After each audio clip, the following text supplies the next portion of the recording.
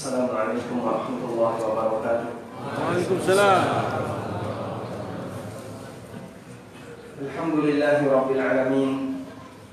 Wassalatu wassalamu al-atammani al-akmalani ala al-mab'uthi rahmatan lil alamin.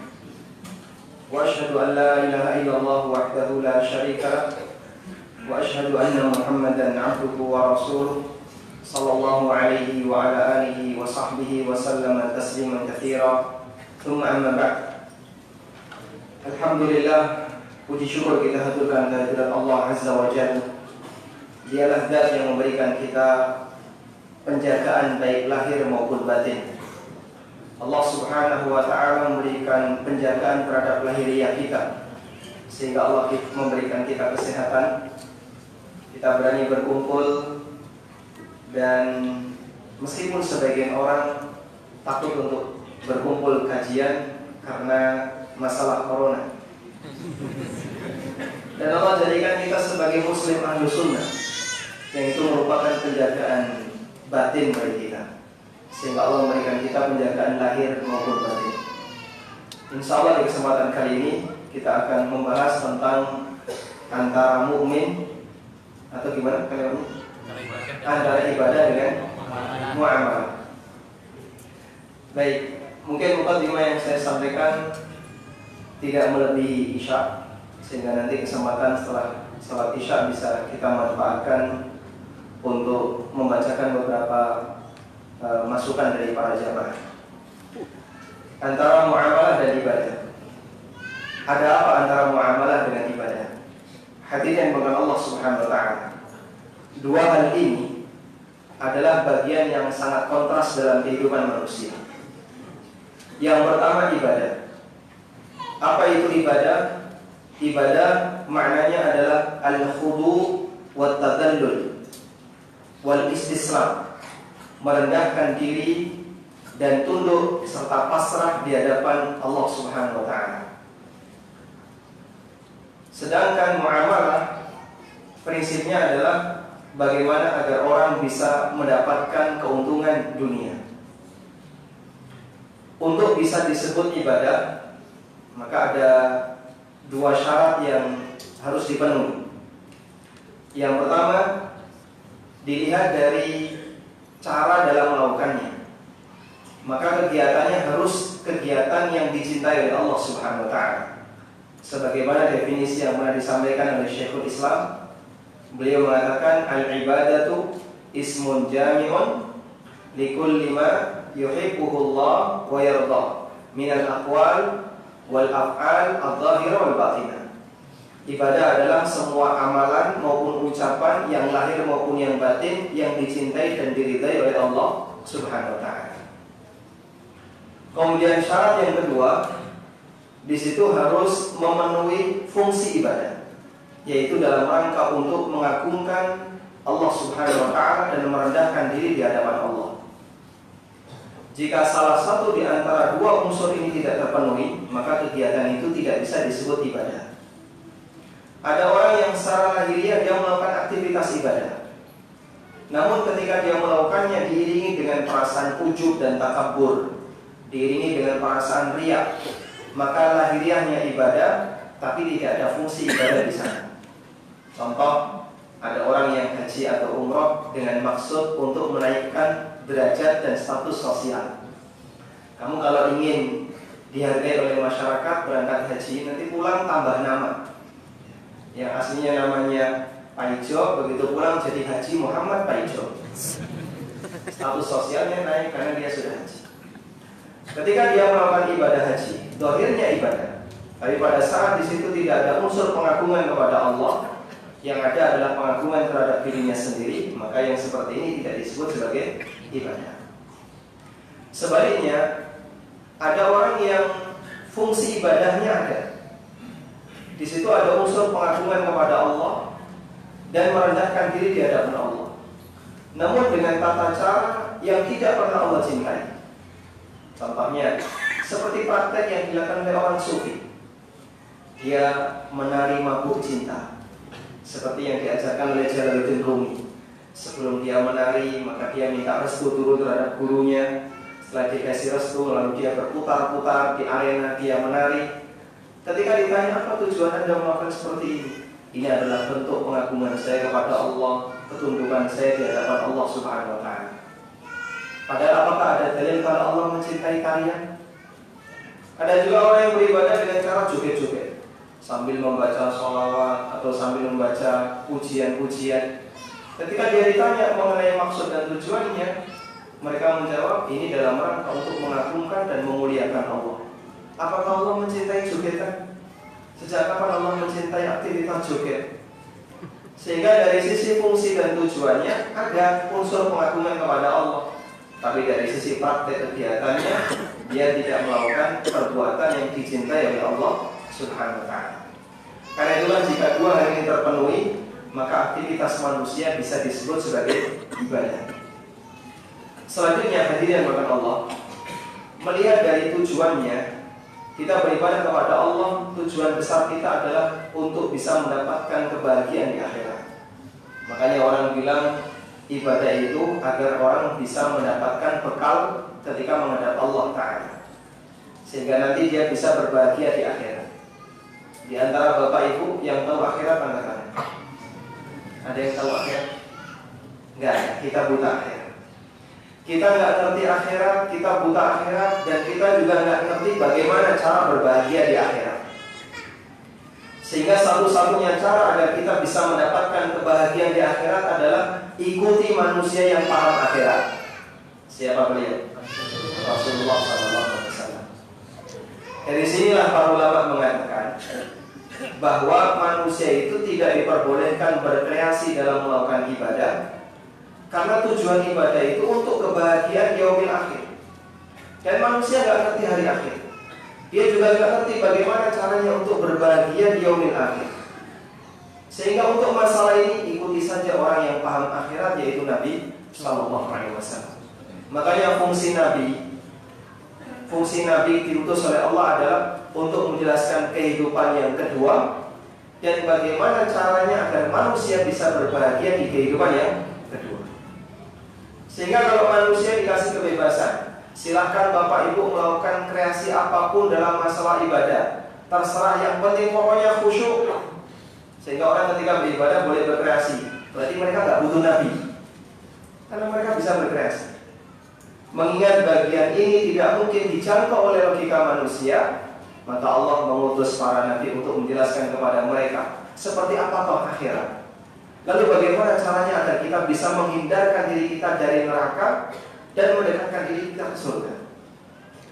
Karena itu disebutkan dalam sebuah hadis yang sahih, Rasulullah SAW pernah mengatakan, "Ma baqiya syai'un yuqarribu minal jannah wa yuba'idu minan nar illa wa qad buyyina lakum."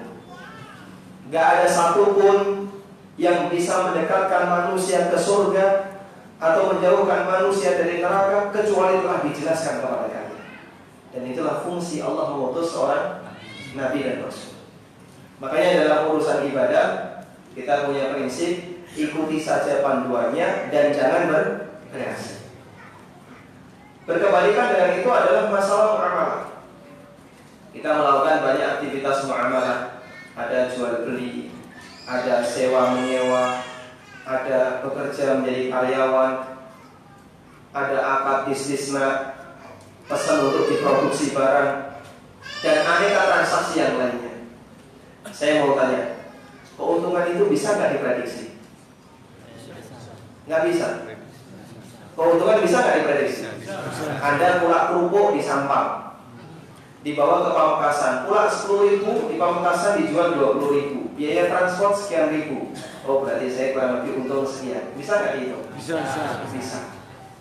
Orang bisa nggak buat planning bisnis? Bisa.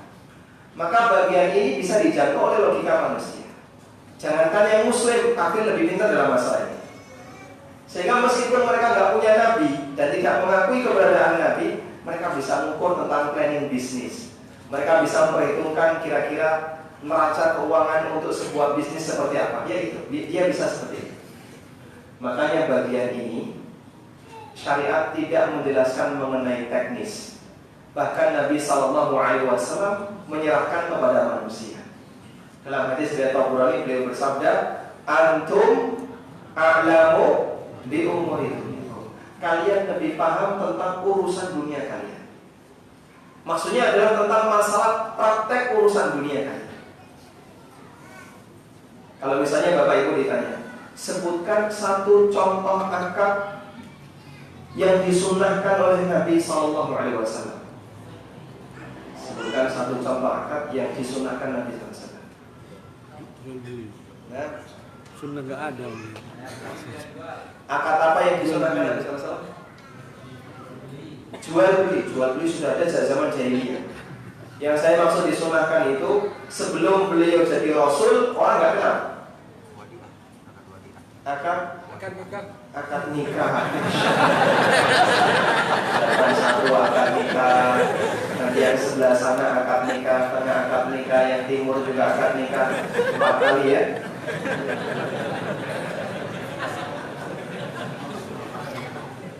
Akad nikah disunahkan berapa kali? 4 kali. Kalau mampu. Sudah akad nikah berapa kali? Berarti belum bisa bertindak adil. Karena baru 1 ya. Baik, wadiah sudah ada sejak zaman jahiliyah. Jawabannya nggak ada.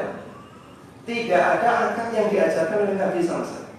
Rasulullah SAW nggak ngajari akad.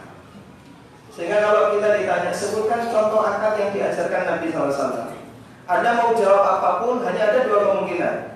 Pertama, itu sudah ada sejak zaman jahiliyah. Yang kedua, itu ada dan beliau baru tahu setelah akad itu terjadi. Seperti akad salam.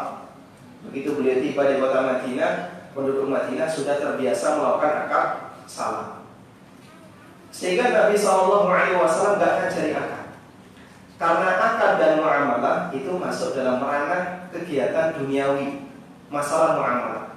Sehingga Nabi SAW serahkan kepada manusia. Lalu yang beliau lakukan apa? Yang beliau lakukan adalah menjelaskan tentang batasannya. Sehingga beliau tidak mengajarkan teknisnya, tapi beliau menjelaskan batasannya. Karena itu tolong bedakan 2 kalimat ini ya. Kalian lebih paham tentang urusan dunia kalian. Ini kalimat 1. Kalimat yang kedua, kalian lebih paham tentang hukum urusan dunia kalian. Mana yang benar? Saya ulang. Kalian lebih paham tentang urusan dunia kalian. Ini premis 1 ya. Premis yang kedua, kalian lebih paham tentang hukum urusan dunia kalian. Mana yang benar?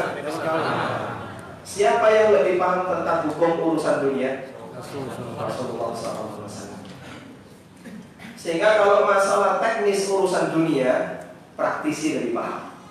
Anda mungkin lebih paham dibandingkan Ustaz Irwandi. Anda yang terlibat langsung dalam bisnis mungkin lebih paham dibandingkan Dr. Arifin Badri. Karena Anda praktisi. Tapi kalau masalah hukum, Nabi SAW dan orang-orang yang mengambil ilmu dari beliau di kalangan para sahabat, kemudian turun-temurun sampai ulama zaman sekarang, mereka lebih paham. Karena itu bedakan antara masalah teknis dengan masalah hukum. Ada sebagian orang yang kritik, Pak Ustaz, jangan memvonis ini riba, ini haram, ini gharar. Ustaz kan bukan praktisi. Dari mana Ustaz tahu kalau ini riba? Kan Ustaz tidak pernah praktek. Oh, gitu. Berarti untuk bisa menilai ini riba dan bukan, saya harus praktek riba dulu. Kalau tahu, oh ini ternyata riba, rasanya pahit kalau dikasih. Berarti untuk bisa menilai ini minuman khamr atau bukan, saya harus minum dulu sampai mendem baru bisa menilai. Waliyadzubillah.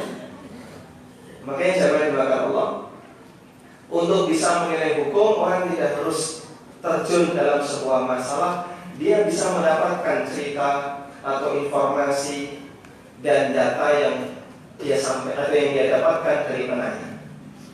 Makanya dalam beberapa lembaga fikih internasional seperti Majma' Fikih Islami, baik yang di bawah OKI, Organisasi Konferensi Islam, maupun yang di bawah Rabithah Alam Islamiyah, mereka ini beranggotakan beberapa praktisi yang dia bukan ulama, seperti ahli ekonomi, ahli kedokteran, ahli dalam urusan teknik, ahli dalam urusan pemerintahan dan yang lain. Apa tugasnya? Memberikan data kepada para ulama sebelum mereka menyampaikan fatwa. Karena untuk bisa mendapatkan sebuah fatwa yang baik, orang itu harus melalui tahapan yang disebut dengan tasawwur. Apa itu tasawwur, Pak? Tasawwur adalah memahami kasus sesuai dengan realita yang ada. Makanya saya berdoa Allah, ketika para ustaz atau para ulama ingin membahas sebuah hukum yang sifatnya kontemporer, tahap pertama yang dilakukan adalah dia akan tanya terlebih dahulu detail mengenai kasus yang ada. Salah dalam masalah tasawur bisa meleset dalam memberikan fatwa. Makanya ada kaidah al-hukmu far'un an tasawwuri. Hukum itu turunan dari bagaimana cara orang dalam memahami. Satu contoh, seorang ustaz nggak pernah main ke kota. Kebiasaan beliau buka buku, nulis di laptop. Nggak pernah main ke kota. Lalu ditanya oleh jamaah, Pak Ustaz, tolong kami kasih penjelasan, apa sih hukum makan hotdog? Lalu dia ngambil kamus bahasa Inggris. Hot panas, dog kiri panas, haram. Kenapa dia memberikan fatwa seperti itu? Salah dalam tasawuf. Karena itu, untuk bagian masalah hukum, agar orang bisa menyampaikan sebuah kasus atau sebuah hukum di satu kasus yang benar, maka tahap yang harus dilakukan adalah memahami bagaimana detail kasus itu. Kalau dia salah dalam memahami, bisa jadi salah dalam menyampaikan hukum. Makanya kita bisa lihat banyak beberapa asatidzah atau para dai yang ada di Indonesia, ketika dia ditanya tentang masalah muamalah, sebenarnya dia punya latar belakang fikih. Alhamdulillah lulus S1 jurusan syariah. Latar belakang fikihnya punya. Bahkan pernah mendapatkan materi fikih muamalah waktu kuliah, tapi fikih muamalah klasik. Tapi ketika ditanya masalah kontemporer, sebenarnya yang bermasalah adalah dia tidak tahu bagaimana tasawurnya. Hanya dia nggak bisa jawab. Atau ketika dia jawab keliru dalam memahami, sehingga salah dalam menyampaikan fatwa. Baik, kembali ke sini nanti. Jadi dalam masalah muamalah, karena manusia itu bisa mengukur dan bisa memahaminya, maka untuk urusan muamalah, Nabi SAW tidak menjelaskan masalah teknis, tapi beliau hanya menjelaskan masalah batasan. Beliau menjelaskan bagian hukumnya, bagian mana yang boleh, bagian mana yang dilarang. Kalau boleh syaratnya apa saja, kalau dilarang bagaimana batasannya agar dia bisa menjadi diperbolehkan. Itulah yang dijelaskan oleh beliau sallallahu alaihi wasallam. Karena itulah untuk urusan muamalah, para ulama memberikan kaidah hukum asal dalam muamalah adalah mubah kecuali yang dilarang. Sehingga ketika orang melakukan transaksi, dia berkreasi, boleh atau tidak? Boleh. Membuat akad yang baru boleh nggak? Boleh. Kenapa boleh? Tidak. Karena ini dikembalikan kepada urusan manusia. Yang penting dia yakin di situ tidak ada unsur pelanggaran. Sehingga ketika dia tahu praktek transaksi yang saya lakukan sama sekali tidak mengandung unsur gharar, tidak ada unsur riba, tidak ada bentuk kezaliman, dia yakin di situ, insya Allah transaksi yang Anda lakukan mubah, sah, silakan dilanjutkan. Karena dalam masalah transaksi hukum asalnya mubah kecuali jika ada dalil yang melarang. Sebaliknya dalam urusan ibadah, kaidahnya berkebalikan. Hukum asalnya dilarang kecuali jika ada dalil yang mengarahkan. Sehingga pertanyaannya jangan dibalik. Dalam urusan muamalah, misalnya ketika orang berkreasi dalam masalah transaksi, kemudian dia ditanya, Bapak kan transaksi kayak gini nggak ada dalilnya? Tidak boleh. Dia boleh menyampaikan pertanyaan, mana dalil yang melarangnya? Ini pertanyaan yang benar. Kenapa? Karena hukum asal muamalah itu. Tapi kalau untuk urusan ibadah, Bapak praktek ibadah kayak gini nggak ada syariatnya. Lalu dia menyampaikan pertanyaan, mana dalil yang melarangnya? Ini salah pertanyaan. Karena mana dalil yang melarang itu berlaku untuk masalah muamalah, bukan untuk masalah ibadah. Karena itulah jamaah yang bakal Allah Subhanahu wa ta'ala, mengingat hukum asal muamalah adalah mubah, orang dipersilakan untuk melakukan kreasi transaksi apapun. Boleh membuat transaksi yang baru. Sehingga orang boleh nggak bisnis dengan metode online? Boleh. Yang penting tidak mengandung unsur larangan. Berarti bagian mana yang wajib untuk dipelajari Muslim agar dia tidak terjebak dalam transaksi yang bermasalah? Pahami bagian mana saja yang dilarang dalam muamalah. Pahami bagian mana yang nggak boleh dalam transaksi muamalah. Kalau dia sudah pahami itu, sisanya boleh. Karena dalam masalah muamalah itu, hukum asalnya adalah mubah. Paham di sini? Baik. Kata kunci agar orang sukses dalam belajar fikih muamalah, pahami bagian mana yang dilarang, maka sisanya diperbolehkan. Karena kalau dia tahu ini dilarang, ini dilarang, ini dilarang, kemudian dia hindari bagian itu, berarti sisanya diperbolehkan. Lalu apa saja yang dilarang dalam muamalah? Para ulama mengatakan dari sekian banyak larangan dalam muamalah, semuanya kembali kepada 3 hal. Yang pertama adalah mengandung unsur riba. Yang kedua mengandung unsur gharar. Yang ketiga mengandung unsur kezaliman. Jika salah satu dari 3 unsur ini ada, maka transaksi itu menjadi dilarang. Kalau salah satu dari 3 ini sama sekali tidak atau ketiganya nggak ada, maka transaksi itu hukumnya diperbolehkan. Bisa diulang? Satu apa tadi? Riba. Yang kedua? Yang ketiga? Kezaliman. Baik. Kalau ketiganya nggak ada dalam sebuah transaksi, maka dikembalikan kepada hukum asal, yaitu diperbolehkan. Karena itulah ketika ada seorang ustaz ditanya, Ustaz, saya mau praktek transaksi seperti ini. Saya dengan pihak A, akadnya kayak gini, ini boleh atau tidak? Yang dilakukan oleh sang ustaz, metani 3 ini, Pak. Apakah dia menemukan 3 ini? Yang dicari adalah 3 ini. Kalau nggak ada unsur riba, nggak ada unsur gharar, nggak ada bentuk kezaliman, maka dikembalikan kepada hukum asal, hukumnya boleh. Tapi kalau salah satu ini ada, maka dia akan menyampaikan transaksi ini dilarang, kecuali bagian ini jika dibuang silakan. Baik, kita akan bahas yang pertama, secara sekilas, unsur riba. Secara umum riba itu ada 2.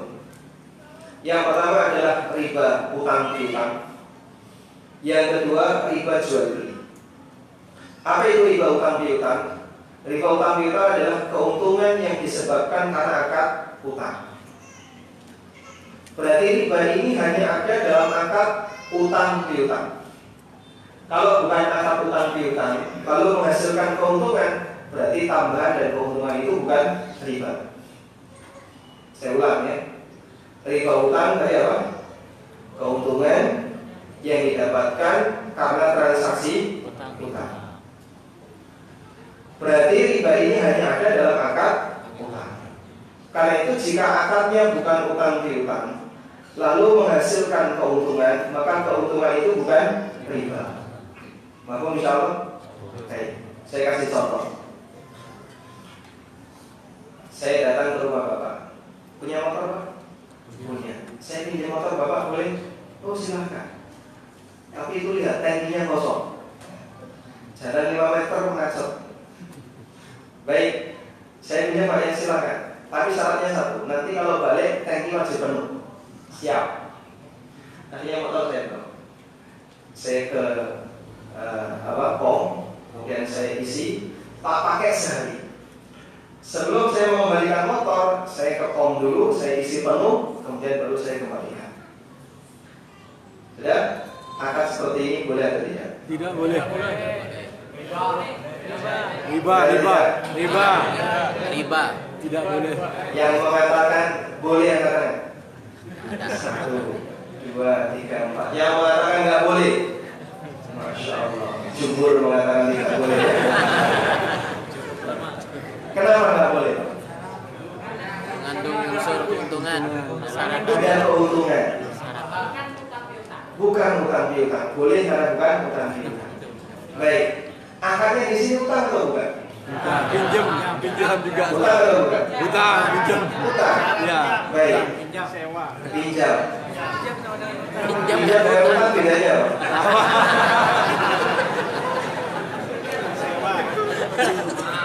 Pinjam dengan hutang bedanya apa? beda tipis. Beda tipis. Bisa ditembus berarti ya. Apa beda pinjam dengan hutang? Kalau pinjam itu berarti kita hanya mendapatkan hak guna. Kalau hutang pindah hak milik. Betul ya? Berarti kalau saya utang bapak motor, maka motor itu milik saya. Saya jual boleh nggak? Boleh. Kenapa? Saya utang motor, bukan pinjam motor. Tapi kalau saya pinjam motor bapak, saya jual boleh nggak?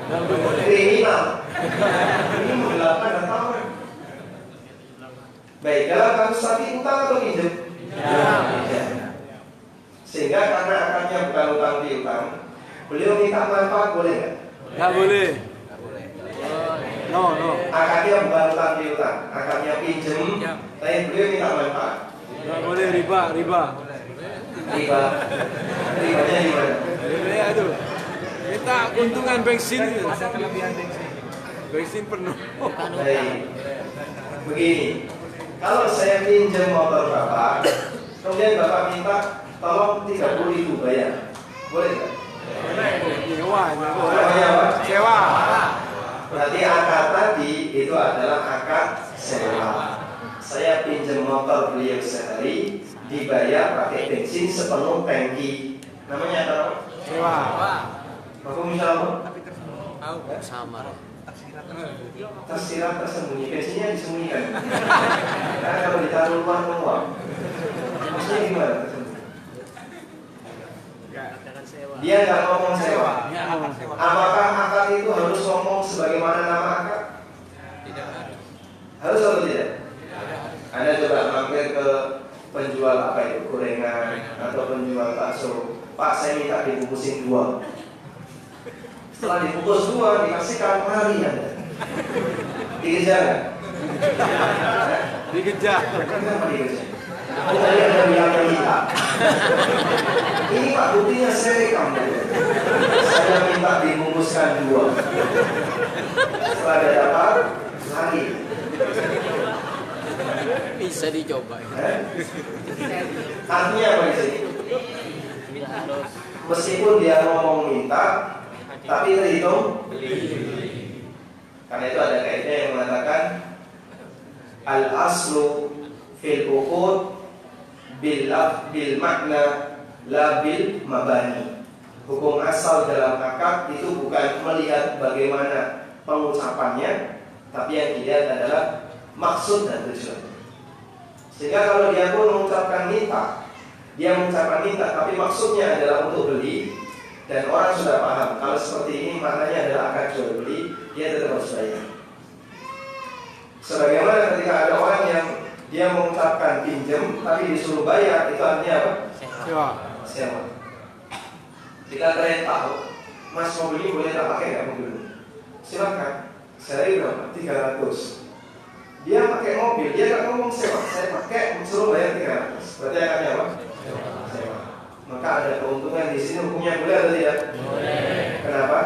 Bukan utang. Kenapa? Bukan akan maka Isya. Selanjutnya, riba jenis yang kedua adalah riba jual beli. Sebenarnya ini tidak lebih ringan dibandingkan yang pertama, dan banyak kaum muslimin melakukan riba jenis yang kedua ini tanpa sadar. Sebabnya adalah dia nggak tahu. Riba jual beli dijelaskan oleh Nabi SAW dalam banyak hadis, baik yang diriwayatkan oleh Bukhari, Muslim maupun yang lainnya. Yang sangat masyhur hadisnya Ubadah bin Samit radhiyallahu anhu. Nabi SAW bersabda, emas kalau ditukar dengan emas, ada bidahab, wal fiddah bil fiddah. Emas dengan emas, perak dengan perak, wajib apa? Sama juga. Tunai dan sama kuantitas. Fa idza ikhtalafat hadhil ajnas fabi'u kaifa syi'tum ma dama yadan biyadin. Tapi kalau beda jenis, boleh ada selisih kuantitas, yang penting dari tangan ke tangan, artinya tunai. Sehingga emas dengan perak, boleh nggak ada selisih berat? Boleh tidak Pak? Sangat boleh ya. 1 gram emas ditukar dengan 1 gram perak, ada yang mau? Peraknya mau, emasnya nggak mau. Sehingga boleh nggak ditukar 1 gram emas ditukar dengan misalnya 10 gram perak? Boleh. Yang penting apa?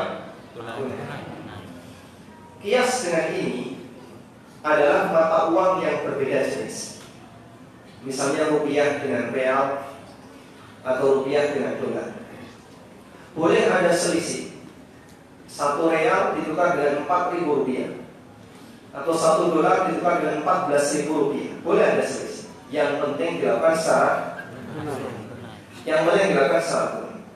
Karena itu jamaah yang kata Allah Subhanahu wa taala, ketika transaksi ini dilakukan secara tunai, ada selisih berapapun silakan.